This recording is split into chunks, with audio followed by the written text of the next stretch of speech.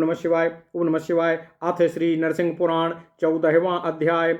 तीर्थ सेवन और आराधना से भगवान की प्रसन्नता, अनाश्रमी रहने से दोष तथा आश्रम धर्म के पालन से भगवत प्राप्ति का कथन। ओम नमः शिवाय। ओम नमः शिवाय। व्यासुवाचो शृणु वत्स महामध्ये, शृणु वत्स महाबुद्धे, शिष्यास चैताम परम कथाम अमयोच्यमानां शृण्वन्तु सर्वपापो प्रणाशिनीम्। पुरा द्विजबरः कश्चिद्देशात् शास्त्रविशारदः मृतभार्यो गतस्तीर्थं चक्रे स्नानं यथाविधि। तपः सुतप्तं विजने निःस्पृहोदारकर्मणि, भिक्षाहारः प्रवसितो जपस्नारायणाः। ओम नमः शिवाय। स्नात्वा स गंगां यमुनां सरस्वतीं, पुण्यां वितस्तामथ गोमतीं च। गयां समासाद्य पितरन् पितामहान्, संतर्पयन् सन् भगवान् महेन्द्रम्। तत्रापि कुण्डे सुगिरौ महामतिः, स्नात्वानुदृष्ट्वा भृगुनन्दनोत्तमम्। कृत्वा पितृभ्यस्तु तथैव तृप्तिं, व्रज वनं पापहरं प्रविष्टः। धारां पतन्ती महतीं शिलोच्यात्, संधार्य भक्त्या त्वनुनारसिंहे। शिरास्य शेषाघ विनाशिनीं तदा, विशोध्य देहा स बभूव विप्रः। विन्ध्याचले शक्तमनन्तमच्युतं, भक्तैर्मुनीन्द्रैरपि पूजितं सदा। आराध्य पुष्पैर्गिरिशम्भवैः शुभैस्तत्रैव विद्धिं त्वभिकाङ्क्ष्य संस्थितः। सह नारसिंहो बहुकालपूजया, तुष्टः सुनिद्रागतमाह भक्तम्। अनाश्रिमित्वं ग्रहभङ्गकारणं, ह्यतो ग्रहाणाश्रममुत्तमं द्विजो। अनाश्रमीति द्विजवेदपारगा, नपि त्वहं नानुगृह्णामि चात्र। तथापि निष्ठां तमवीक्ष्य सत्तं, त्वयि प्रसन्नेन मयेत्युदीरितं। तेनैव मुक्तः परमेश्वरेण, द्विजोऽपि बुद्ध्या प्रविचिन्त्य वाक्यम्। हरेरलङ्घ्यं नरसिंहमूर्तेर्बाधं च कृत्वा सायतिर्बभूव। त्रिदण्डवृक्षाच्छपवेत्रपाणि, रप्लोत्यतो ये व्यघहारिणि स्थितः। जपन् सदा मन्त्रमपास्तदोषं, सावित्र्यमीशं हृदये स्मरन् हरिम्। यथा कथञ्चित् प्रतिलाभ्य साकं, भैक्ष्याभितुष्टो वनवासवासी। अभ्यार्च्य विष्णुं नरसिंहमूर्तिं, ध्यात्वा च नित्यं हृदि सोऽध्यमाद्यम्। ओम नमः शिवाय। विवेक्तदेशे विपुले कुशासने, निवेश्य सर्वं हृदयेश्य सर्वं। बाह्यं समस्तं गुणमिन्द्रियाणां, विलीय भेदं भगवन्त्यनन्ते। विज्ञेयमानन्दमजं विशालं, सत्यात्मकं क्षेम पदं वरेण्यं। संचिन्त्य तस्मिन् प्रविहाय देहं, बभूव मुक्तः परमात्मरूपी।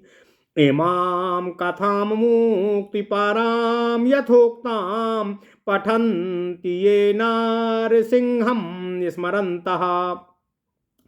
प्रयाग तीर्थोप्लवने तु यत्फलं तत्प्राप्यते यान्ति हरेः पदं महतो इत्येतदुक्तं तव पौत्र प्रच्छितः पुरातनं पुण्यतनं पवित्रकम् संसार वृक्षास्य विनाशनं परेम पुनः कमिष्याभिवंचितं वद। ओम नमः शिवाय, ओम नमः शिवाय, ओम नमः शिवाय। ओम नमो भगवते वासुदेवाय। ओम देवकी सुत गोविंद वासुदेव जगतपते देहि में तनियम कृष्ण त्वाम अहम शरणम गताम। अथ श्री नरसिंह पुराण 14वां अध्याय। तीर्थ सेवन और आराधन से भगवान की प्रसन्नता, अनाश्रमी रहने से दोष तथा आश्रम धर्म के पालन से भगवत प्राप्ति का कथन। ओम नमः शिवाय। व्यास जी बोले, हे महाबुद्धिमान पुत्र सुखदेव, तुम और मेरे अन्य शिष्यगण भी मेरे द्वारा कही जाने वाली इस पापहारिणी कथा को अवश्य ध्यान से सुने। पूर्व काल में कोई वेद शास्त्र विशारद श्रेष्ठ ब्राह्मण अपनी पत्नी की मृत्यु हो जाने पर तीर्थ में गया और वहां उसने विधि पूर्वक स्नान किया और विजन अर्थात एकांत में रहकर उत्तम तपस्या की। तत्पश्चात दार कर्म अर्थात विवाह की इच्छा न रखकर वह परदेश में रहता हुआ भिक्षा मांगकर जीवन निर्वाह करने और जप स्नान आदि उत्तम कर्म में तत्पर रहने लगा। गंगा, यमुना, सरस्वती, पावन वितस्ता अर्थात झेलम और गोमती आदि में स्नान करके वह गया में पहुंचा और वहां अपने पितामह आदि का तर्पण करके महेंद्र पर्वत पर चला गया। वहां उस परम बुद्धिमान द्विज ने पर्वतीय कुंडों में स्नान करने के पश्चात ऋषि श्रेष्ठ भृगुनंदन परशुराम जी का दर्शन किया। फिर पूर्ववत पितरों के लिए तर्पण करके चलते चलते एक वन में प्रवेश किया जो पापों का नाश करने वाला था। हे सुखदेव, वहां एक पर्वत से बहुत बड़ी धारा गिरती थी जो निःशेष पाप राशि का विनाश करने वाली थी। उसके जल को लेकर ब्राह्मण ने भक्तिपूर्वक भगवान नृसिंह जी के मस्तक पर चढ़ाया। उससे उसी समय उसका शरीर विशुद्ध हो गया। फिर विंध्याचल पर्वत पर स्थित होकर भक्तों और मुनीश्वरों से सदा ही पूजित होने वाले अनंत अच्युत भगवान श्रीहरि विष्णु की सुंदर पर्वतीय पुष्पों से पूजा करता हुआ वह ब्राह्मण सिद्धि की कामना से वहीं स्थिर रूप से ठहर गया।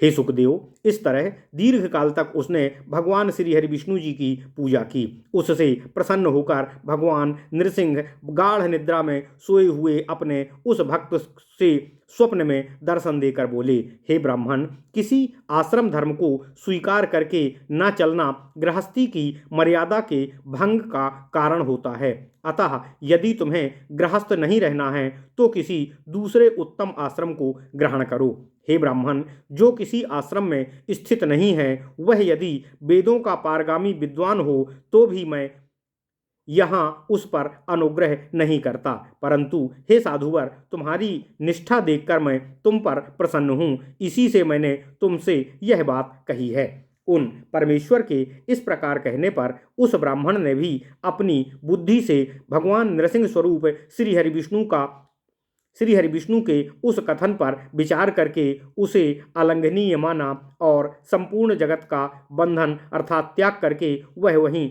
सन्यासी हो गया।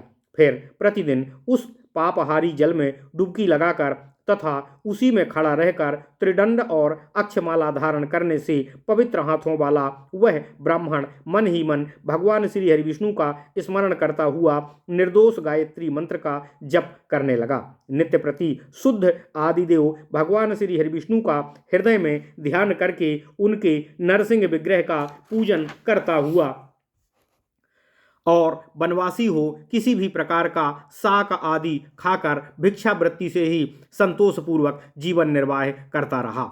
विस्तृत एकांत प्रदेश में कुशासन पर बैठकर वह इंद्रियों के समस्त बाह्य विषयों तथा भेद बुद्धि को हृदय स्थित भगवान अनंत में विलीन करके विज्ञेय, अजन्मा, विराट, सत्य स्वरूप, श्रेष्ठ कल्याणधाम आनंदमय परमेश्वर श्री हरि विष्णु जी का चिंतन करता हुआ आयु पूरी होने तक शरीर त्याग कर मुक्त एवं परमात्म स्वरूप हो गया।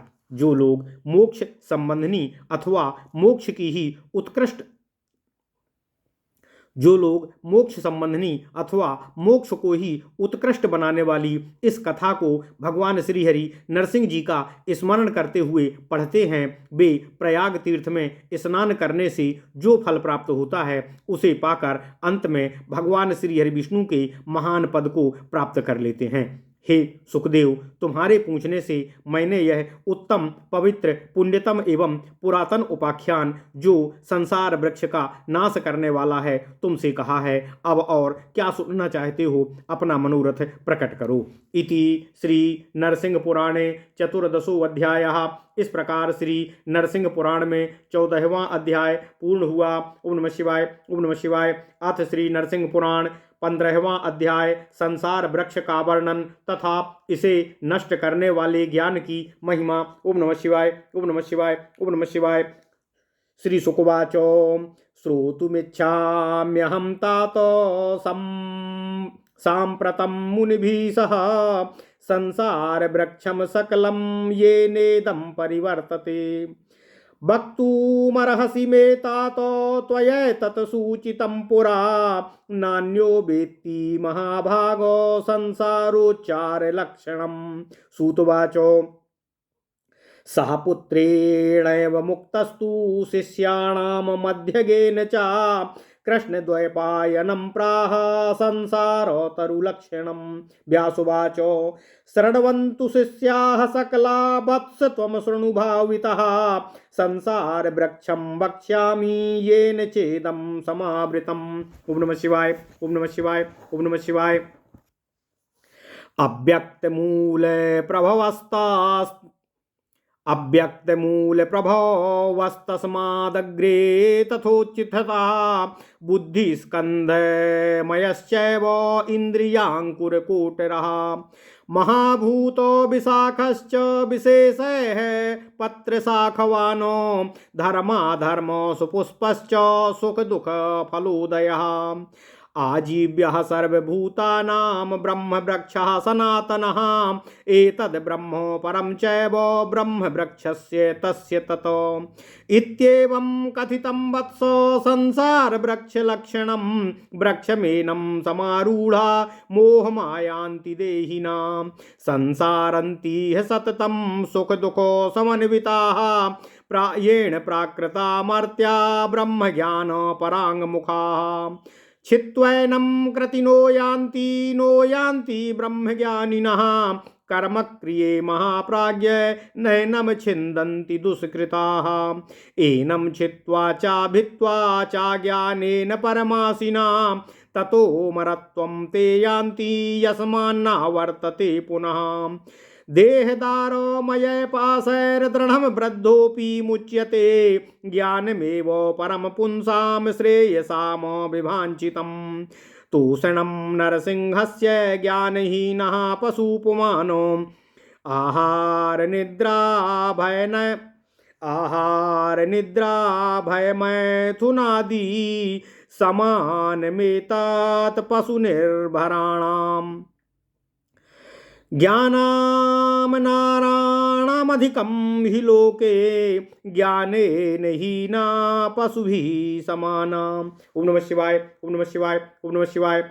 अथ श्री नरसिंह पुराण 15वां अध्याय संसार वृक्ष का वर्णन तथा इसे नष्ट करने वाले ज्ञान की महिमा। श्री सुखदेव जी बोले, हे तात, हे पिताश्री, मैं इस समय मुनियों के साथ संसार वृक्ष का वर्णन सुनना चाहता हूँ जिसके द्वारा यह परिवर्तन का संपूर्ण चक्र चलता है। हे तात, आपने ही पहले इस वृक्ष को सूचित किया है, अतः आप ही इसका वर्णन करने के योग्य हैं। हे पिताश्री, हे महाभाग, आपके सिवा दूसरा कोई इस संसार वृक्ष का लक्षण नहीं जानता है। सूत जी बोले, हे भरद्वाज, अपने शिष्यों के बीच में बैठे हुए पुत्र सुखदेव जी के इस प्रकार पूछने पर श्री कृष्ण द्वैपायन व्यास जी ने उन्हें संसार वृक्ष का लक्षण इस प्रकार बताया।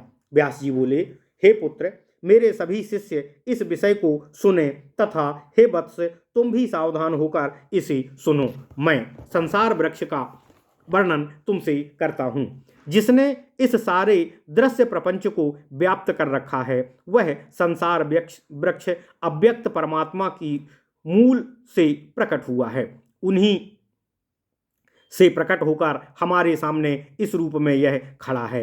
हे बुद्धिमान, बुद्धि महातत्व उनका तना है, इंद्रियां ही उसके अंकुर और कोटर हैं, पंच महाभूत उसकी बड़ी बड़ी डालियां हैं, विशेष पदार्थ ही उसके पत्ते और टहनियां हैं, धर्म अधर्म फूल हैं, इससे उत्पन्न होने वाले सुख और दुख नामक फल प्रकट होते हैं। प्रवाह रूप में सदा रहने वाला यह संसार वृक्ष ब्रह्म की भांति सभी भूतों का आश्रय है। यह अपर ब्रह्म और पर ब्रह्म भी इसी संसार वृक्ष का ही कारण है। हे पुत्र, इस प्रकार मैंने तुमसे संसार वृक्ष का लक्षण बतलाया है। इस वृक्ष पर चढ़े हुए देहाभिमानी जीव मोहित हो जाते हैं।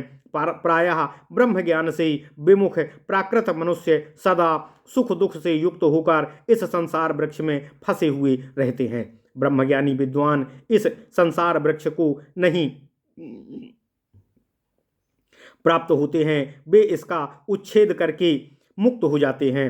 हे महाप्राज्ञ सुखदेव, जो पापी हैं वे कर्म क्रिया का उच्छेद नहीं कर पाते। ज्ञानी पुरुष ज्ञानमयी उत्तम खड्ग से इस वृक्ष को छिन्न भिन्न करके उस अमरपद को प्राप्त करते हैं जहां से जीव पुनः इस संसार में नहीं आता है।